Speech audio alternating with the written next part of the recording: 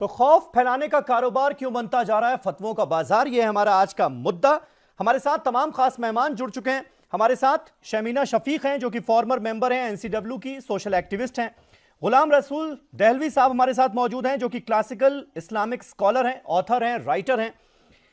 जितेंद्र खुराना साहब हिंदू जागरण अभियान के संयोजक, वो हमारे साथ इस बहस का हिस्सा हैं। मौलाना साजिद रशीदी साहब जो कि प्रेसिडेंट हैं ऑल इंडिया इमाम एसोसिएशन के, वो हमारे साथ इस बहस में जुड़े हुए हैं। तहसीन मुनव्वर साहब सीनियर एडिटर ईटीवी उर्दू के, वो हमारे साथ इस बहस में हैं। और जाने माने फिल्म कलाकार अरुण बख्शी साहब मुंबई से हमारे साथ मौजूद हैं।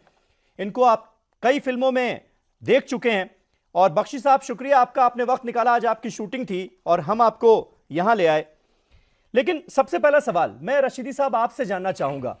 फतवा तो वो होता है ना जब आपको कोई दीनी बात समझ में ना आ रही हो और किसी मुफ्ती के पास आप जाएं कि जनाब ये मैं करने जा रहा हूं, ये सही है या गलत, उसके बाद जो मुफ्ती साहब अपनी राय दें वो फतवा कहलाता है। फिर ये खौफ का बाजार कैसे बनता जा रहा है? ये फतवों की जिस तरह से मार्केटिंग हो रही है आजकल, ये क्यों है? समीर भाई देखिए, फतवा कभी खौफ का बाजार नहीं रहा है। फतवा का मतलब यह है कि जब आदमी एक सवाल पूछता है तो कुरान और हदीस की रोशनी में उसका जवाब दे दिया जाता है कि कुरान और हदीस में इसका सही मतलब ये है, ये जायज़ है या नाजायज़ है। हाँ। ठीक है, वो फतवा होता है।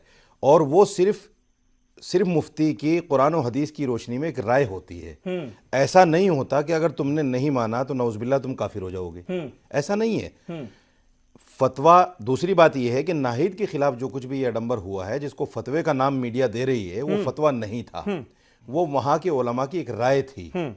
और राय भी क्लियर किया कि राय भी 45-46 उलेमाओं ने, मैं बता रहा हूं उसको, बाकायदा एक लीफलेट छपा जिसमें 45-46 उलेमाओं ने अपनी राय दे दी कि आपको इस प्रोग्राम में नहीं शिरकत करनी चाहिए। मैं बता रहा हूं उसको, वो राय कुरान और हदीस की रोशनी में थी। हाँ। चूंकि गाना बजाना ढोल ताशों के साथ में, और ये जो मज़ामीर हैं, जो आलात हैं नाचने गाने वाले, इनके साथ जो है गाना गाना, कुरान ने, हदीस ने, उलमा ने आज से नहीं बहुत पहले से, नबी पाक सल्लल्लाहु अलैहि वसल्लम के ज़माने से इसको हराम करार दिया गया है। और इसमें मैं समझता हूं कि तमाम मकतबे फ़िक्र के लोग, हाँ। जो बड़े चोटी के लोग हैं, देखिए मैं आपको एक बहुत बड़ी बात बताने जा रहा हूं।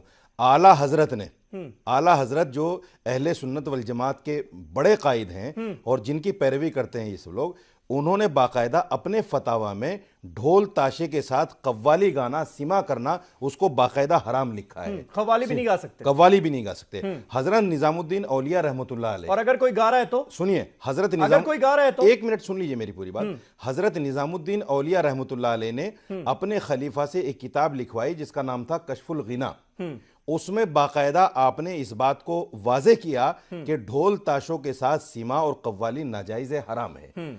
अगर कोई गाता है तो वो गुनाह का काम करता है, गुनाह है, जैसे शराब पीना हराम है। गुलाम रसूल साहब ये कव्वाली गाना भी गुनाह हो गया। अलग अलग दरगाहों में इतनी अच्छी कव्वालियां हम लोग सुनते हैं, उसको सराहते हैं, अब वो भी गुनाह हो गया क्या? देखिए, दो अलग अलग इश्यूज हैं। हाँ। उन्हें खल्त मल्त करने की कोशिश की जा रही है। मिसाल के तौर पर अभी मौलाना साहब ने कहा नाच गाना, फिर कहा गाना बजाना। गाना एक अलग चीज है, टू सिंग, बजाना, नाचना एक अलग चीज है। जैसे नाच और गाना, जी, नाचना अलग चीज है, गाना अलग चीज है। मैं बिल्कुल ही पॉइंटेड बात करूंगा जहां तक गाने की बात है, क्योंकि अभी आप जिस तनाजुर में बात कर रहे हैं वो म्यूजिक, गाना, सिंगिंग वगैरह है, जो नाहिद का भी मसला है और बहुत सारे इश्यूज इससे जुड़े हुए हैं। हाँ। गाना, चाहे आप उसे सिंगिंग कहें, चाहे आप उसे म्यूजिक कहें, चाहे आप उसे कव्वाली कहें, इस्लाम में बुनियादी तौर पर जायज़ है। रसूलुल्लाह सल्लल्लाहु अलैहि वसल्लम ने अपने बर्थ प्लेस मक्का से मदीना, जहाँ पे आज उनका मरकद अनवर है, जब आपने माइग्रेट किया तो वहाँ की बच्चियों ने अपने ज़माने के हिसाब से एक म्यूजिकल इंस्ट्रूमेंट का इस्तेमाल किया था, जिसे हम दफ से जानते हैं। दफ बजाया था, तलाल बद्रु अलैना, हमारे ऊपर एक से चांद आ गए, वजब शुक्र अलैना, हम पर शुक्र वाजिब है। दफ के ज़रिए जो उस ज़माने में जो डेवलपमेंट था कल्चरल म्यूजिकल, उस इंस्ट्रूमेंट का इस्तेमाल किया। हाँ। उस पे उस ज़माने के किसी भी, आप खुद रसूलुल्लाह सल्लल्लाहु अलैहि वसल्लम ने पॉजिटिवली और बहुत ही खुशी के साथ मुस्कुराया। जिन बच्चियों ने गाया था उन बच्चियों की हौसला अफजाई फरमाई। इसी तरीके से उनकी खुद वाइफ हज़रत आयशा रज़ियल्लाहु अन्हा एक बार अपनी सहेलियों के साथ मिलकर के किसी मौके पे कुछ गा रही थी। अचानक से रसूलुल्लाह सल्लल्लाहु अलैहि वसल्लम तशरीफ लाए और हजरत अबू बकर सिद्दीक रदी अल्लाह अन्हु भी तशरीफ लाए। अबू बकर सिद्दीक रदी अल्लाह अन्हु को लगा कि कहीं ऐसा ना हो रसूलुल्लाह सल्लल्लाहु अलैहि वसल्लम नाराज हो जाएं। आपने कहा कि अरे आयशा ये क्या कर रही है, लेकिन आपने फरमाया उन्हें बजाने दो, उन्हें गाने दो। सिर्फ 10 सेकंड। मैं बेसिकली ये कहना चाहता हूं कि गाना इस्लाम में जायज़ है, और आज गाने की वजह से जो कत्ल हो रहे हैं, अमजद साबरी का कत्ल सिर्फ इस वजह से हुआ, पाकिस्तानी रिपोर्ट्स के मुताबिक, कि वो एक कव्वाल थे, सूफी कव्वाल थे। इसी तरीके से हमारे मुल्क के फ़ख्र, काबिल फ़ख्र फर्जंद AR रहमान को जब उन्होंने म्यूज़िक बजाई है, और उन्होंने माजिद माजिदी की मूवी, उनकी जो बायोपिक मूवी है message, Muhammad the messenger of God, उसमें बहुत ही प्यारी म्यूजिक दी, उनके ऊपर फतवा लगा और कहा कि ये इस्लाम से खारिज हो गए। एक नॉन मुस्लिम आदमी, बिल्कुल सही बात, उसको इस्लाम से खारिज कर दिया गया। ठीक है, नहीं मैं एक एक करके पहले नहीं एक एक करके मुझे सबको शामिल करने दीजिए प्लीज, ऐसे वक्त खत्म हो जाता है। शमीमा, उन्होंने शरीयत की बात नहीं शमीना शफीक हमारे साथ, एक मिनट रुक जाइए, एक मिनट रुक जाइए रशीदी साहब, 10 सेकंड। ठीक है, आपको पूरा मौका मिलेगा, आपके पास फिर आएंगे ना। शमीना शफीक, मैं आपसे जानना चाहूंगा, ये जो बात कही रशीदी साहब ने कि भाई फतवा तो तब दिया जाता है जब आप राय मांगने के लिए जाते हैं, और वो राय जाहिर कर दी जाती है, आप उसको मानिए ना मानिए ये आपके ऊपर है। लेकिन दरअसल होता क्या है, जब फतवा जारी किया जाता है उसके बाद बहुत सारे लोग सलाह देने लगते हैं, जो पार्टी बन जाता है उसमें कहीं ना कहीं खौफ पसर जाता है कि भाई अगर अब हम इस सलाह को हम नहीं मानेंगे तो क्या होगा, कॉन्सिक्वेंसेस आपको भुगतने पड़ेंगे, इसकी कुछ लोग धमकी भी देने लगते हैं, चेतावनी भी देने लगते हैं। तो ये सारी भी चीजें तो एडेड है ना उसके साथ। बिल्कुल, और मैं खासतौर से एक बात यहाँ पर तवज्जो देना चाहती हूँ कि आप एक तरफ तो ये कह रहे हैं कि नहीं साहब राय दी थी, दूसरी तरफ आप कह रहे हैं फतवा नहीं दिया था। फतवा है क्या? किसी भी खास मसले को लेकर अगर रायशुमारी की जाती है उलमाओं से तो वो अपनी राय लिख कर देते हैं और उसको फतवा कहा जाता है। यहाँ बगैर मांगे 40 मौलानाओं या शायद उनसे ज़्यादा मौलानाओं ने एक अपनी राय जाहिर करी एक पर्चे के तौर पर।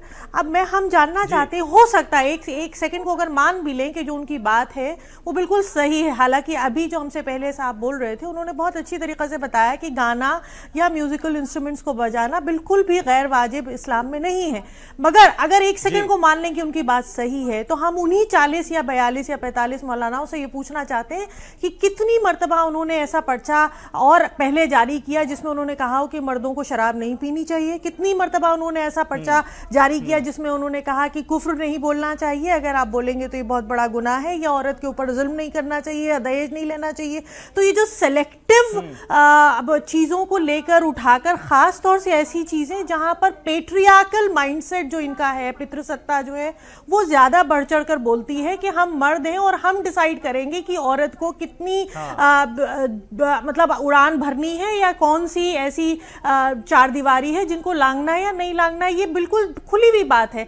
कितने ये बार बार उठकर उस बच्ची पर आ रही है, और मुझे फख्र है उस बच्ची पर जिसने ये कहा कि मैं शुक्रिया अदा करती हूँ क्योंकि जो आपने किया उससे मेरी हौसला अफजाई हुई है, और साथ में ये बात ही खत्म हो जानी चाहिए। मुझे लगता है ये बहुत बड़ा एक तमाचा है ऐसे मौलानाओं पे जो अपने आप को सेल्फ प्रोक्लेम्ड बहुत बड़े आलिम बताते हैं और उसके बाद ऐसी बातें करते हैं जिससे पूरे देश में इस किस्म का डिस्कशन शुरू हो गया, जहां पर ये हो रहा है कि साहब गाना लड़कियां हैं तो जायज नहीं है और मर्द हैं तो आप कुछ भी कर गुजरेंगे वो सब जायज है। उसको हिंदुस्तान भर के मुसलमान मर्द आकर चैनल्स पर बोलने लगते हैं कि नहीं साहब ये बिल्कुल जायज है। तो